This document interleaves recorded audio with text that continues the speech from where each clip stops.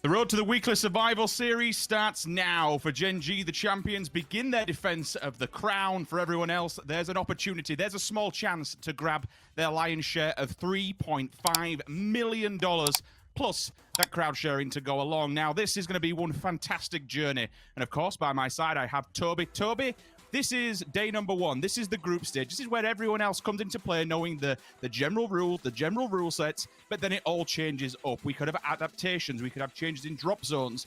It's a wild ride, and I am extremely anticipating and looking forward to this one. Oh, Sims, I'm jumping around in my chair right now. I've been waiting for this to get started for a year. We're back here, global stage. It is where we want to be. And I'm looking right now. Are we seeing those hot drops we saw earlier today? Are anyone contesting at a big scale? And no, not really so. The only thing I'm really keeping my eyes on right now is Gen.G. Look at this. Yes, you go split take vehicles, but they're landing miles away from one another. We're in Chuma and we're in Los Leones too. I mean, we know Gen.G, a team that likes to split early, but this is not a split I've seen from them before. Petro, Colro, they've managed to somehow make it out of the mismatch of teams that they were in abundance, and they will be heading up to La Cabrera. But let's remember, out of all of this, ENCE is going to be there. They will be the final boss when you arrive. Janku does fall. Gustav, first one to fall off. Unfortunately, on arrival, looks like Petrichor has knocked one of their players up. Smash goes down, so does Janku. Minglu fallen also to the hands of STK. Now, FaZe, they do have a team at the door, Toby. It's time to fight. They need to hold them off here. They need to get rid of AAA immediately in order to set up for other teams to potentially push. Let's see if we can get him. Gustav got the first one. Gets the second one with Imali as well. Great kill there. Should just be one player left alive on that side. Will be them down. In the meantime, Divine getting pulled up on by Liquid. Succeeding in the push so far. EP is on his own here against Jun on the outside. This could be the kill to stay alive. EP is on fire. Can he go? No, he won't. And Liquid out in 16th. A team that we are looking for big things from. 16th position will not do it. We've seen Liquid in their 16s before in the past many a time, but the recovery does come through. Nothing to worry about just yet.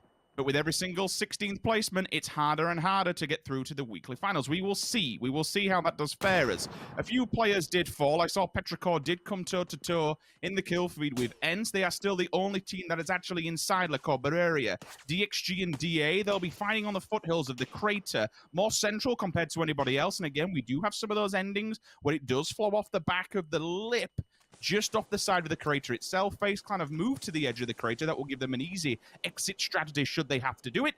VP and Oath, they're on the opposite side to this one completely. For now, we'll stick with this, and if the fight does kick off, then fair play. STK will just hold it down with inside, fortify themselves out, and try and flush MCG out of here. With that good nade, it might find the target. It does.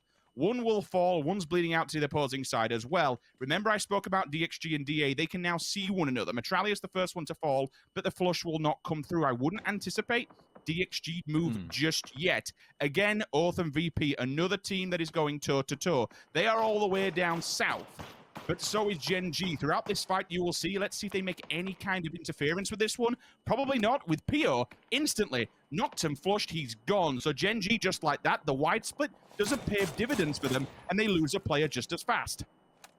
Yeah, finally, SDK getting rid of Multi-Circle Gaming as well. They needed the space. They needed to clear out so they can start getting ready for the rotation to come. We saw it shift north towards the Cabrera.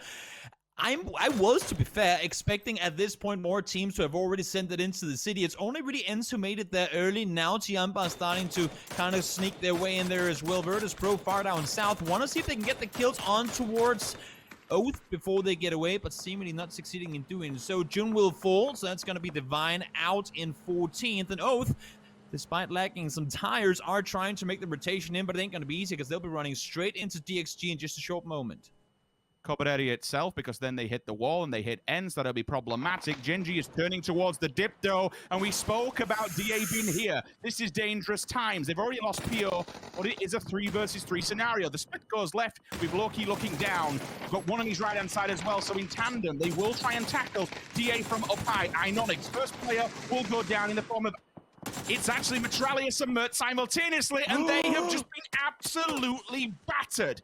They turn up in abundance, they get the split on them, and DA are instantly removed from game. You would have to think that Gen.G were the team to lose that fight, but no, despite the pressure coming from above, the shots fired from the city, they kept their cool, they got the kills. Not only that, I think there's a universe where they might get all the reses back up. Yes, they did lose one player earlier, but that is really well played by Gen.G. They knew there was a team down there, and they knew they had to deal with them in order to do anything. Now VP, Virtus Pro making their way down the hill here. Might want to try and do the same type play that Gen.G just did to DA. They knew, I mean, they know there were knocks down there. They know the rest is coming, but as you can see, they have to stay aware of the north side, the east side of the hill. DXG sitting above them. Should they overextend here, Virtus Pro, they might get caught from behind. Yeah, I like the fact that they're not just dive bombing it in, because that's when DXG strikes and takes full advantage. Great play from Esther, though, on the left-hand side with the vehicle to just distract all of DA. Then his two teammates on the side of Gen.G just collapse upon them. It's death from above. And ultimately, fantastic teamwork. Fantastic, to be fair, whether we're directing that completely through them, to be able to survive this and take that position, especially from a way that's dug, a team that's already dug in there. Brilliant work from Gen.G. They've only lost one so far in transition to be able to capitalize on that position. Fantastic. They're now central position. But again, with VP being above them, if there's any utilities, lethal nades, mollies, whatever, it could be problematic. As I say that, the captain, Batulin, shows his head. He gets a bullet, and all of a sudden, he is catastrophe removed. So going out, that leaves VP now with Tulu and Spyro back-to-back. We'll try and hold it on the plateau. I was gonna say Gen.G is gonna have to play it passive, but Virtus Pro, they just fed them one there. I mean, not sure exactly how. I mean, one thing is that Batulins gets knocked, but with the Rich there to play around, should be able to stay put. Not gonna happen though. Division X will have to start dealing with the guys climbing up the hill now. It's the Great Wall, and they're trying to stay on top of it for as long as they can. STK pushing on up. Civil will go down to the Molly. You can see Neil here on his own for now, trying to hold off against this push from STK. More players are coming on over. Long K is trying to help, but there are shots fired from Dam 1 down below, making it hard for either of these two teams to really do anything. Nice nade from Gustav inside the factory area as well. Gets the double, gets the triple as well. Snake has dropped one on himself. That's 2 down. And now they are on the run. Now they've got them on the back line. They can disconnect one.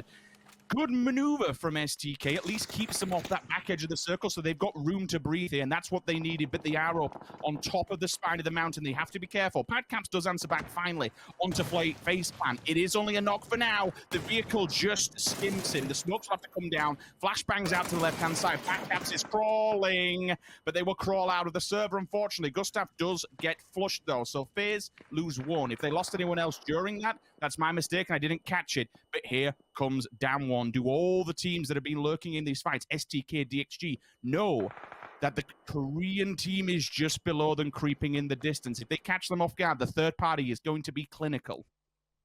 Yeah, issue for Dam 1 here is they can't wrap around. They know the city is having the every player in the city has their eyes locked up hill, trying to get free kills, and everyone in transition on that hillside. So they're very limited in where they can push from. I'm loving the fact that DXG decided to disengage, allowing for STK to take the hill, but now they're finding themselves in a sandwich position. All they can hope for is that STK and Dam 1 somehow take the fight to one another without DXG getting too involved and having a chance to third party. Circle shifts away from all of them, though. Only one team will come out of here alive, if even. And right now, my money's on STK.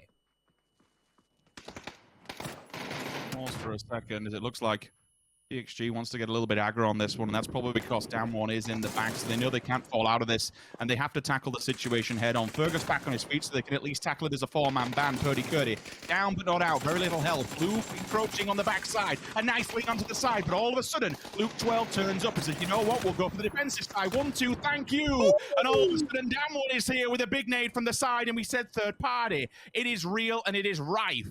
DXG is removed from play, and the nade will continue onto the side of STK, so no time to breathe. They are sweeping on the left-hand side, Toby. They have been spotted by Uncivil. A bit of damage is done here and there, but you've got to be aware of this one player on the right-hand side. Kale strikes hard. It's going to be a devastating blow for the side of STK, but meanwhile in the kill feed, look at this. VP go down in 10th. Tian strike hard, and they remove him, and then all of a sudden move on to Ents as well, so that's still coming out of Cabrera. That's the fight you spoke about earlier.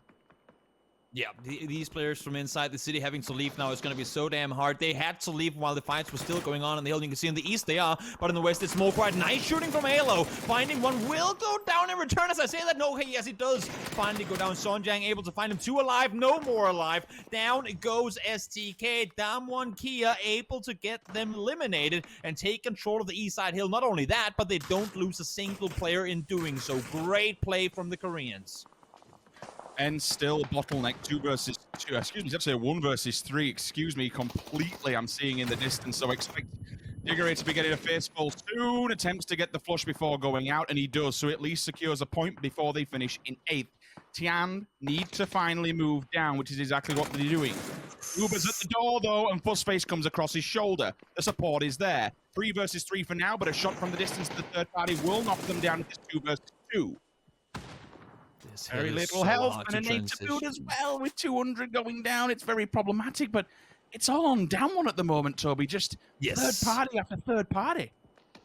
I'm just waiting for them to push forward. They're waiting for them to be at their weakest. And right now, I mean, they want to see more knocks. They want to see more kills. Right now, there's only Lorena left alive against AT and Fuzzface, but I'm not sure if either of these two teams are going to make it out of here alive. Damwon, once they decide to push in, they should be able to rag up at least one of these two teams in the end of it. Fuzz throwing flashes forward, throw some molly in there as well. Wants to get around and maybe try and get a rest. That is some commitment, Fuzz. Wants to get one up. Not sure if it's going to happen. Lorena spots 8C. There is still Fuzzface up. Not sure if he's still trying to stake it. He is staking the rest onto Upa. Is this going to work? It might. Mings falls 10 kills and counting for Damwon. Definitely got the information spotted, though. The perfect flashbang might be the right time to move across. Indigo will just blind nade this through and try and get himself a knock. As you say, the commitment came through to the resuscitation. Tianba goes down. Damwon just keep driving through every single team in front of them. FaZe is the next victim here. And all of a sudden, it comes down to one player from infantry to try and hold the line. Gen.G still with 3, but they are locked into this little ditch that they've stuck themselves in. Good for Minonix to move up a little bit higher. Petrichor Road still 3 themselves. No kills in the bag just yet. But at the moment, it's all eyes on the prize for Damwon. They have been a complete unit. What we're seeing from Damwon right now is absolute top-tier team play. There's no other way around it. I mean, you guys have been waiting for over a year for global tournaments. This is it right here. This is what we're coming for. And this is what we've been waiting for. Top-tier PUBG play from some of the very best players in the world. Gen.G in the end of it will fall down. Petrichor, it has been a quiet game for them. They came into the city. Now, though, they've made it out of there alive. Still 2 players alive. Trying to see if they can get more in it than just top 3. And again, I don't want to take too much. It is groups. It is game 1. But it is one of the harder groups. And at the moment, to have 4 alive and 13 frags under the belt, it's, for an initial game, it's really starting to set the tone. Yes. Infantry will lose the last player out in third. They go, and now, well, I mean, all the positions have been revealed. I think it's on Damwon to decide how to aggress and when to aggress. But, I mean, having said that, I was just going to say, we've seen clutches before. First knock comes in, Indigo falls down. Now it's a 2v3. Not going to be easy, but also not impossible. Make that a 3v1. Now, we are probably heading towards the, if not impossible, then very improbable. Shots fired, shots connected, and Damwon takes the first win of C versus D with 15 kills and a chicken dinner. All my life I want money and power, respect my mind, no die from last y'all. I pray my dick get big as the Apple Tower, so I can fuck the world for 72 hours. Goddamn, I feel amazing. Damn, I'm in the matrix. My mind is living on cloud 9 and this 9 is never on vacation. So